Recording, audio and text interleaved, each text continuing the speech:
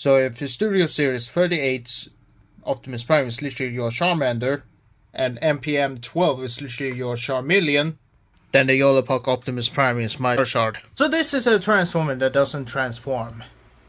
And it is also a model kit.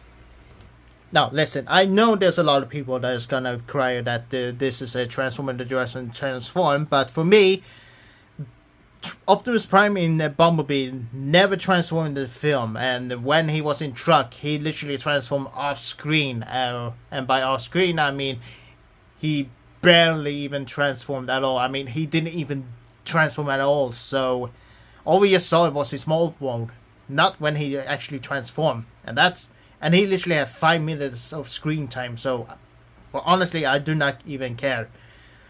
If I actually did care, it would have been the Rise of the Beast, but then again, there's already figures that's coming out, like the Studio Series, and there's also the mainline Rise of the Beast Optimus Prime, so there's that. And of course, we're going to take a look at the model kit, which is mostly a bit of a combination of the feeling of the 3-0 Optimus Prime combined with kind of more of a stylized and more movie accurate looking. It kind of almost resembled like the MMO1 Optimus Prime, but a little bit more consistent. And I thought that this Optimus Prime looked good. I mean, yeah, sure, he's not perfect, but at least he looked a little bit more kind of consistent. He has actually ratchet joints, and he actually does move well. And I do really enjoy this Optimus Prime for a long time, and I do find him really, really, really fun.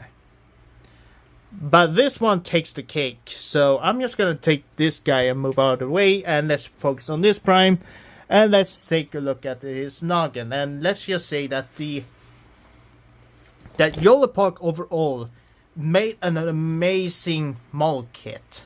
I mean, the overall craftsmanship, the amount of plastic they went to get this as accurate as possible, and yet again more looking like a machine that's literally been built, but also still retaining and respect the G1 design, while also being modernized to look pleasant. And of course, this looks absolutely perfect. Maybe not 100% perfect, but still perfect nonetheless. And of course, I did paint a little bit of the areas, which of course, speaking of the model kit, the painting of the sculpting of this model kit is absolutely amazing. And of course, there's also these kind of areas where there's also die-cast joints, where there's one of each in the shoulder, and the other is in the waist section, which is trying to make it a little bit more secure. And I gotta say, I actually appreciate there's only 3 ratchet joints and 2 kind of springs on the back thighs, because if there's a lot of metal in this model kit, it would have been crumbled to pieces. Now, I get that there's a lot of people that love die-cast metal, but for me, and of course perspective and also stated, and other people that also stated, that why am I supposed to be impressed by kind of die-cast metal? I mean, sure, I am impressed by die-cast metal, but sometimes die-cast metal is just fake weight. They only add weight and nothing else. But in this case, at least there's some die-cast metal that actually adds stability, and that's just not being a main sure. And of course, even if he has no metal on the feet, he still stands. And that is actually quite spectacular. And while we're coming at the feet, we can also see that the feet over here is also has a lot of pieces, but also feel pretty detailed nonetheless. And you can actually see the amount of craftsmanship going on to it. And of course, these tires are a bit I wouldn't say quite rubber, but they feel like rubber, but they are some sort of soft plastic or more hardened rubber plastic. And of course the mid section here was originally grey, but I painted it gold just to be more eye-catching.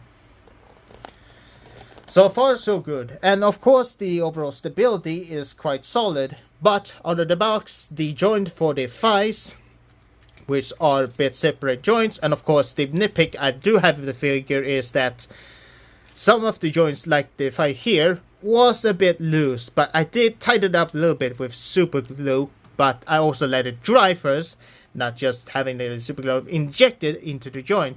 If it was, it would have been broken.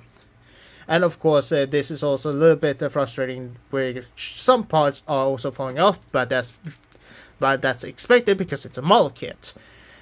Now, these pieces also here are also a bit frustrating because they also are a bit of small pieces, but of course it's literally a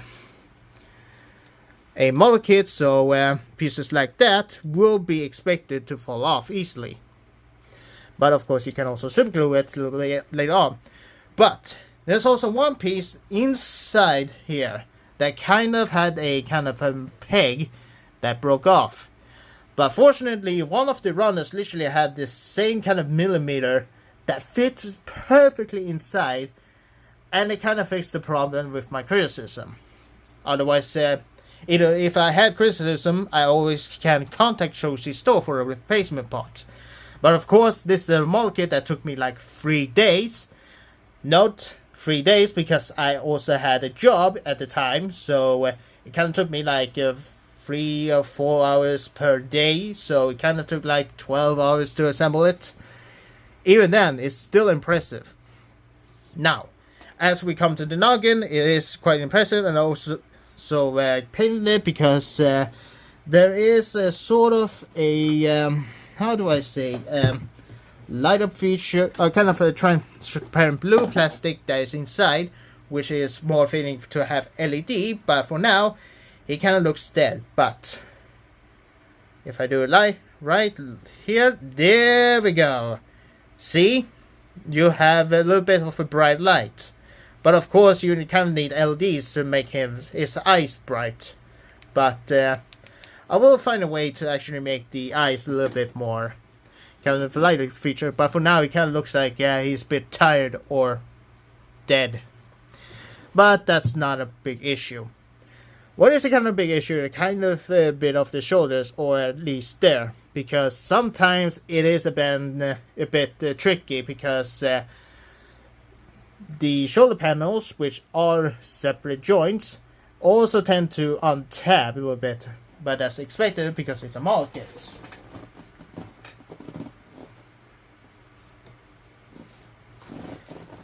Now, there's also some extra parts, like there's these rings that are also supposed to cover up these joints, which are a bit separated.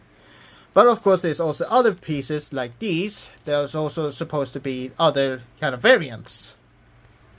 Now, one of them is being just a round circle, but there's also a half moon kind of variation, just to have, I think the theory is just to remove this, just to have the other piece be more, how do I say, a little bit more articulated, because when you add it in, you kind of have a little bit more rotation, which I think it has a little bit more of a kind of justified engineering. I mean, you can have a little bit more of a outward movement and all that sort of stuff, but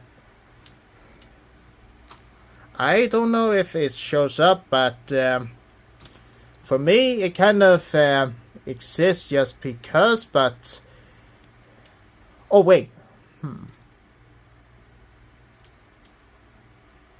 I think it's just trying to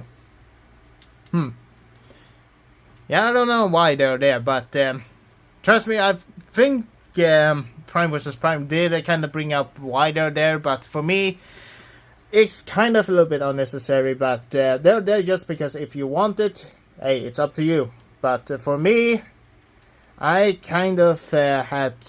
Actually, I'm just gonna leave it in there in the review. And of course, yeah, here we go. Yeah, as you can see here, it's already on tab, but that's because I kind of forced it. But yeah, it's kind of... It is in a model kit, so you do need to carry it with respect. And there's also one piece that is supposed to be a handle piece, which is supposed to be flat, because one of the accessories that you get in with this figure, or this model kit, is Battle Axe, or in this case, Energon Battle Axe, which he did not have it in the Bumblebee film. He definitely had in the Rise of the Beast one. But I feel like this is kind of a concept one. But then again, it's still impressive that he actually came with the Battle Axe. But of course, I did custom painted it, because this is just me customized it. Not done with it, but hey, c'est la vie. And of course, the original piece is supposed to cover up the handle just because make it look a little bit more flat. But for me, I don't pretty much care. But there's I'm just gonna have the piece here because it's gonna hold the axe, which for accessories, it does come an axe and the piece there. And there's a tab here which you can plug it into his articulated fingers, which in this case is individually articulated, and that is the selling point for why I wanted to have this one instead of the MMO1, because the MMO1 is trying to be the 3-0. However, 3-0 is not a transforming robot, but MMO1 is, and that would leave a lot of joints that is metal to loosen up over time. Trust me, I've seen it in person. But again, you wrap it around, and now he holds it axe with justice. And that absolutely looks amazing. I am actually glad that this is a thing. And of course, just like what is also a thing, is his ion cannon, or his ion blaster as they call it. But of course, there's a thing that is kind of a feature that he also does, which, if you see here, there's a flap here that you need to actually bring open, if it actually does, but right now it's a little bit of a bitch. Here we go. It opens up like so, and this handle actually goes inside if it actually wants to, or yeah, it just does that. Just shove it in, and then you just collapse it. Yeah, it just does that.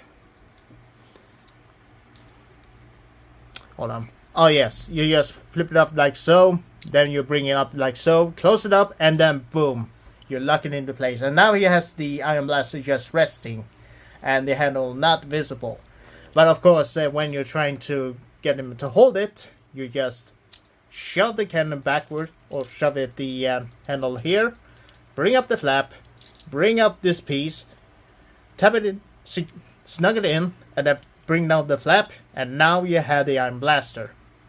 And of course, he has a magazine which has no bullet, but of course it is literally made of, well, kind of plasma, and of course he has no light up effect, but I think you can literally customize it just to have him more of a fake part. But either way, he has a port that goes both for the hands, and of course you kind of hold him like so. You just make sure that he tabs in place like any prime would. Wrap it around, and boom, now he holds his iron cannon, and baby, he is absolutely astonishing. But of course, when you have weapons, it kind of get unstable if you don't know what you're doing, or you have the joints in the wrong way. But still, that absolutely looks amazing. Amazing. Now for the articulation. Now, unlike the MMO1, who is a third-party model kit of Optimus Prime, literally trying to be like the 3-0, but a little bit limited, and of course this being like a 3-0, but as a model kit, has a bit of a more articulation, and actually surprised me. But of course he has a bulge on the neck joint down there, and of course a clip here just for the necks to tap in, but he still can go side to side if you're careful, and twist side to side, and look up that far, and down that far. And of course, something I did miss in my overall section is that you can also open up his matrix chamber to reveal a matrix of leadership. But if you want this to reveal itself, you need to bring... Oops. That is not supposed to happen, but yeah. These ones are a little bit too easy to remove, but hey, at least it's not too tight, otherwise they would have been broken. But anyway, you need to shut down this piece. Make sure you're careful so you don't break. Like so. Then you need to bring up this flap, open it up a little bit careful, and then you just shove in this panel right here. Then you also, oh yeah, this piece also a little bit with a little bit wobbly, but it's alright. Then you just do that, and now you have the matrix of leadership in his chest. Or open up, and let me just remove it for you all. And let me tell you, this is absolutely incredible. As you all can see, yes, I did paint it because originally it's just silver. But to be frank, it is quite beautiful. And of course, it's supposed what his matrix should have been in the film. But of course, we never saw in the film, so we did not even bother. Sorry for the sound, but for the size comparison, here we have it with the MPM 12, which is everyone's controversial figure. And as you can see, it is night and day. And let me know in the comments which matrix you would actually choose to be your favorite. And I already know the answer. Either way, let me just put back the light over here. And of course, there's a tab there that taps into this chamber. And it's snug in perfectly. Okay, now we just bring out this piece just carefully. But of course, it's a model kit, you need to be careful. And of course, this one a little bit not secure, but hey, I don't mind. I think Yolopark is a little bit more better than me, but hey, for me, I don't care. Because it's a model kit, and I can always fix it. Anyway, as I stated before, there's also a bit of secret over here, which there are flaps here that reveal some kind of missile pod launcher, who knows, but either way, there are features that are actually quite incredible. Never noted. And of course, as I showed before, there's a butterfly joint, which is not that much, but he can go 360 degrees, move outward that much, and of course, with the shoulder panel here, you need to adjust it, and of course, he can move separately. The shoulder panel here is on the double ball joint system, and of course, he can move upward that much. He has a bicep rotation, and of course, he has pistons that are chrome painted, that if you also need to flip down this panel here to accommodate a double elbow movement.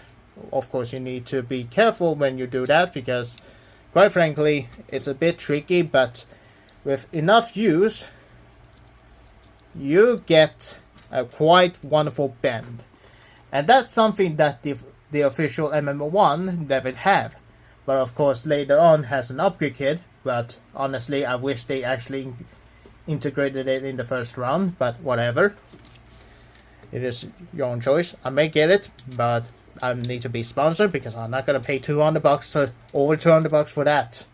But anyway, here, as I stated before, bicep rotation, of course this panel move, and of course these panel move as well, because these one have something that is also known as a ball joint and a hinge piston, which there's a piston socket here, which move inward and outward, but that's also to accommodate more movement for the wrists, which he can move up and down with a sword rating wrists, and of course narcissistic wrist like stop, and of course, as I stated before, articulated fingers, all that sort of stuff. But you can get more movements with this kind of stuff. And of course, if you move up, see, but of course, if you move up this panel here, you can accommodate for a little bit of a waist swivel, but you also need to be careful. But of course, being a robot, you also expect it to be kind of limited, but hey, it's a model kit, I don't mind it to be like that, but you can get a swivel side by side and all that sort of stuff. Alright. And of course, he can go side to side, which is also obvious, but of course, there's also pieces there that also limits the articulation of the waist swivel, and of course, pieces falls out, but that's for because it's a model kit, It's expected. So you need to be careful. But what it also has that the others fails is a organic ab crunch. And just take a look.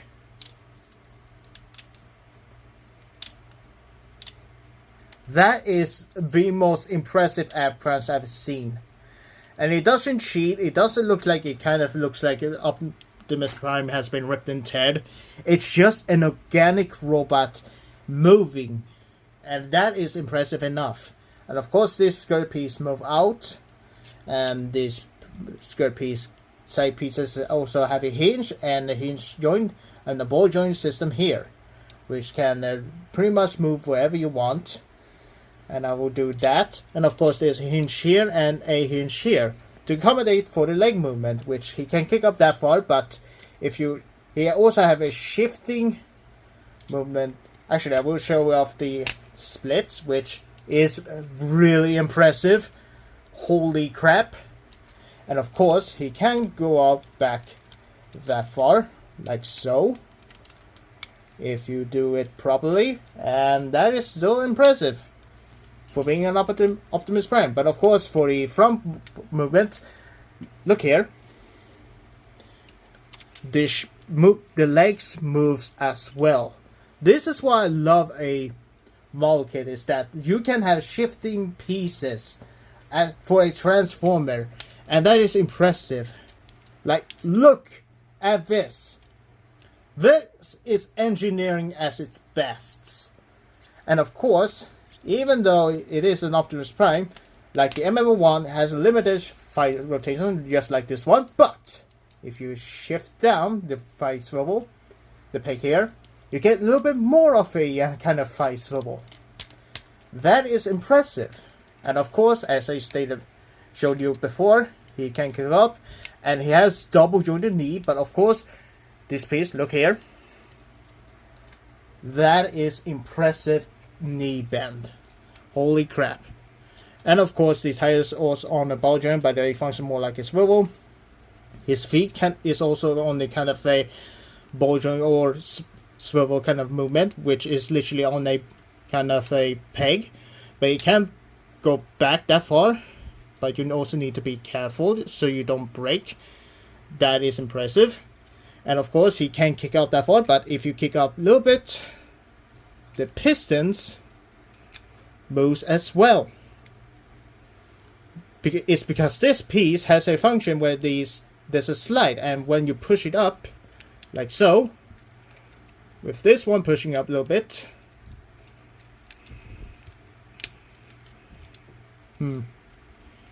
these pieces moves as well.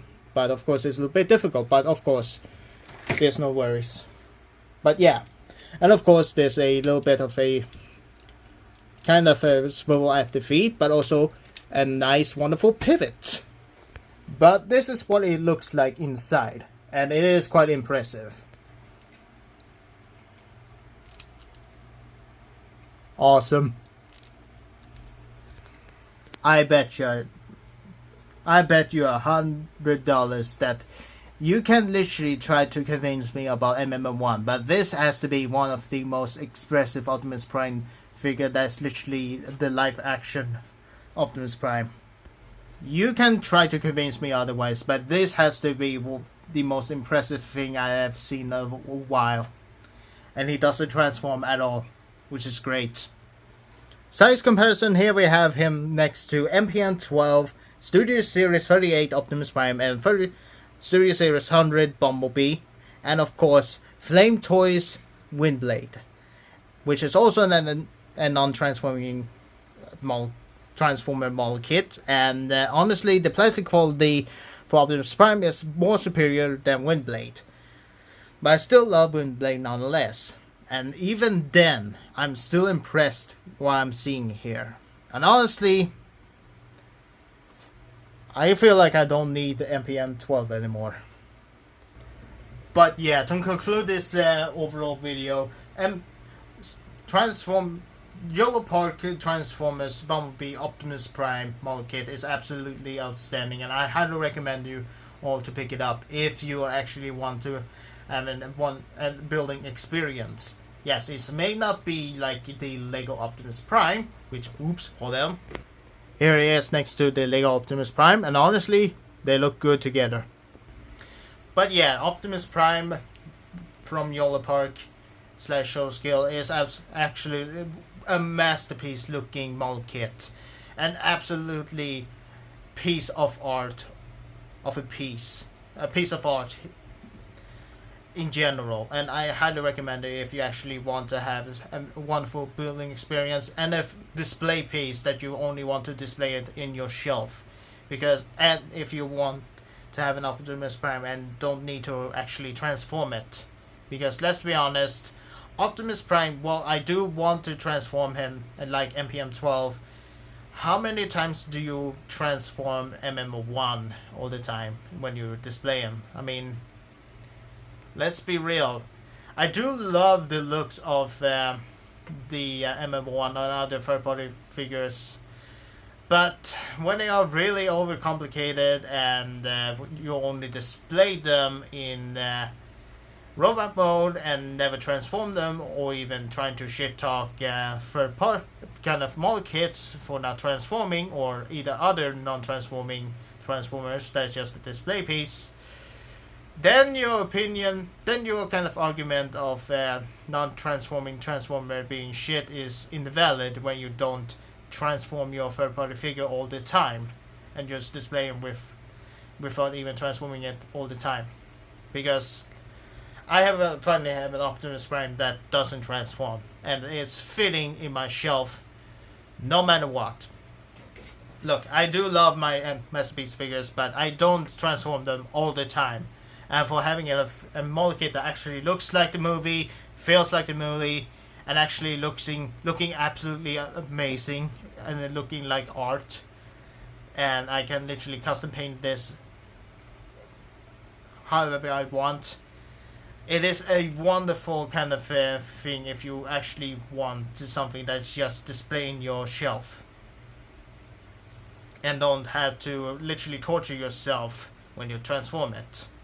Well, of course, you always have options. There's always the third-party Optimus Primes, and there's also the other Yolopark Optimus Prime that is literally $30, and I think it's more appropriate for those who doesn't want to spend, well, over 10 hours of for a day or even longer. But yeah, it's depending on what you think. It is completely optional, and I totally understand that.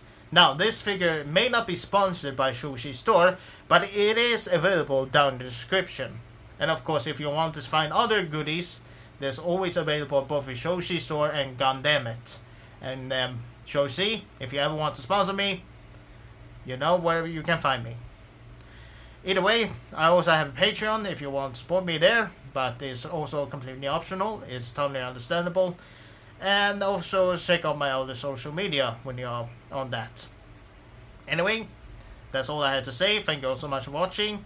And as always, if you like what you see, you can always like the video, comment, and also subscribe. And if you want to know when my next video is going to be, hit the notification bell button as well. And as always, I hope you enjoy. And remember, only time will tell what I'm about to do next. Until then, I'll see you all then. Until all are one. And by the way, I did like the Rise of the Beast movie, but the changes of Optimus Prime is a little bit mixed, but still like it. But I did not like the Optimus Prime lips.